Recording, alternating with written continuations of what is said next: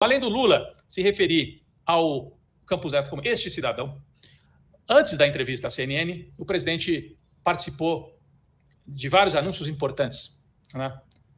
As bolsas, como a gente ontem já destacou aqui longamente no Boa Noite 247, bolsas de mestrado e doutorado vão ser reajustadas. A gente ontem fez uma bela entrevista com o Renato Chanini Ribeiro, ex-ministro da Educação, presidente da Sociedade Brasileira de Ciência.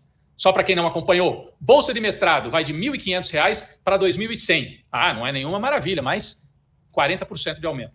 E a bolsa de doutorado vai de R$ 2.200 para R$ 3.100. Tem que subir mais, porque está desde 2013 sem reajuste. Mas é uma vitória e uma sinalização importante de que esse governo quer investir em ciência e tecnologia. Mas além do aumento da bolsa, isso que eu quero destacar hoje, a novidade, na verdade, é que não foi o presidente Lula que trouxe, mas a ministra da Ciência e Tecnologia, Luciana Santos, que nós queremos entrevistar aqui, né? Estamos atrás na tentativa aqui de trazer a Luciana Santos para conversar ao vivo com a audiência do Boa Noite 247. Ela disse que além do aumento do valor, o governo já tomou a decisão de aumentar o número de bolsistas. Porque ontem o Renato Chanini Ribeiro dizia que o Brasil tem um número reduzido ainda de bolsistas.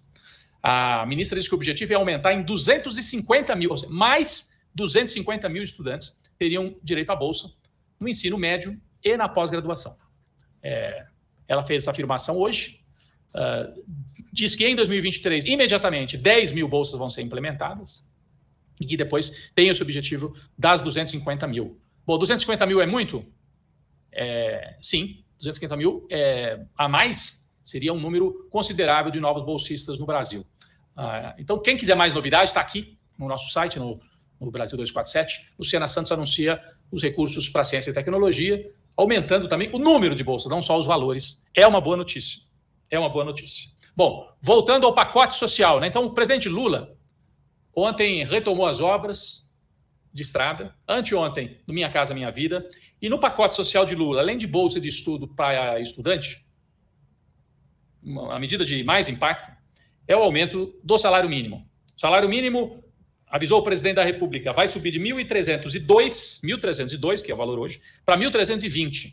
É um aumento modesto, né? Mas se você botar na ponta do lápis, é um aumento realmente modesto. É um aumento modesto em valores. Ontem o Renato Chanini Ribeiro fez a conta aqui, né? Cada vez que você aumenta R$10 no salário mínimo, o impacto que dá isso no orçamento. De qualquer maneira, mais importante até do que esse aumento que vai a 1.320, o valor do salário mínimo, é o anúncio de Lula de que vai ser retomada aquela política de subir sempre o salário mínimo acima da inflação. Lembram que nos governos de Lula e Dilma havia essa regra? E não é assim, numa canetada irresponsável, na base da demagogia, não sobe aí, provoca inflação, não adianta nada. Não. É um programa que vai ser feito de maneira organizada. Como é que funciona? Você dá o aumento com base na inflação daquele ano e no crescimento do PIB de 2 anos antes. Então, o PIB cresce, quem mais é beneficiado é quem recebe salário mínimo, que vai ter esse aumento do PIB incorporado. Além da inflação, se o PIB subir 4%, o salário sobe mais 4%. Essa é a política do Lula. Fora isso, isenção de imposto de renda, nesse primeiro momento, para quem ganha até 2 salários mínimos, 2.640. Mas o presidente disse que, ao longo de 2023, vai estudar as medidas para que possa cumprir a promessa de campanha de que até R$5.000 haveria isenção de imposto de renda no Brasil. Para isso, gente, nesse momento está subindo a isenção para 2.640, que são 2 salários mínimos. Então, quem ganha 3 salários mínimos já paga imposto de renda. Eu acho que não é justo. Você tem que criar outros impostos, imposto sobre grandes fortunas, sobre grandes riquezas, para poder isentar quem ganha até 5 mil, pelo menos. É o mínimo de justiça social, deve vir nessa proposta de reforma tributária que o Fernando Haddad vai apresentar até o meio do ano. Então, são ali, eu vou trazendo, portanto, esse pacote social, tá? Inclusive na nossa manchete de hoje. Pacote social de Lula, salário mínimo, um reajuste imediato, com política de reajuste a partir do ano que vem, e isenção de imposto de renda para quem ganha até 2 salários mínimos de maneira imediata, já para esse ano. E a partir dos próximos anos, de maneira escalonada, para isentar até quem ganha 5 mil reais. Primeiro, é interessante observar que uma parte aí dos eleitores do Bolsonaro, uma parte que não é tão pequena, a gente está falando, neste momento, veja, estamos com 45 dias de governo Lula, né, uns 15% mais ou menos, são eleitores que já estão dizendo que, se fosse hoje a eleição, não votariam em Bolsonaro. Né, e já começa uma parte deles a ver favoravelmente o governo Lula. A gente também tem uma aprovação do governo Lula de 40%, né, uma reprovação que é na faixa dos 30%, mas que, se a gente lembrar bem, esses 30% são aquele patamar em que o Bolsonaro podia mandar matar todo mundo no país que não caía desse patamar.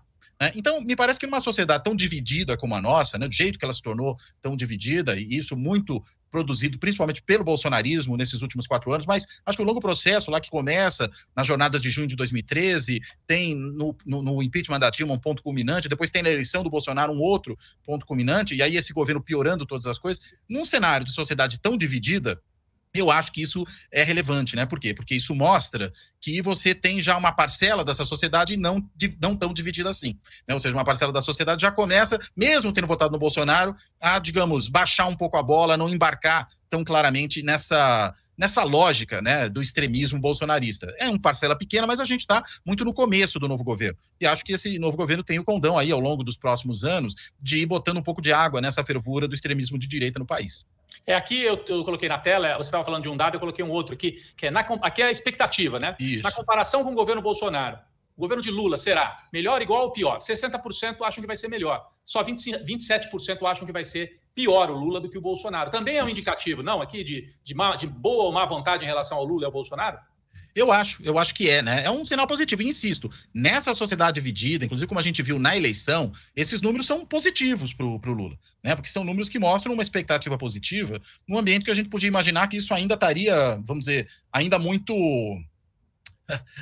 muito presa, né? A dicotomia muito radicalizada, mas mostra que, vamos dizer, tem uma certa boa vontade aí. Se fosse em outros tempos, se a gente estivesse pensando, digamos, no primeiro governo Lula, lá em 2002, ou mesmo no primeiro governo Dilma, claro que o cenário seria, desse ponto de vista, seria até um cenário não tão promissor, né? Porque tem aquele grande otimismo em começo de governo. Mas nós não estamos saindo de um período normal da política brasileira. A gente está saindo do período do governo Bolsonaro, né? E aí, consequentemente, uma situação como essa torna os números muito diferentes naquilo que eles expressam, né? Então, eu acho que, na realidade, esses números, considerando esse contexto, até que são números bastante positivos, né?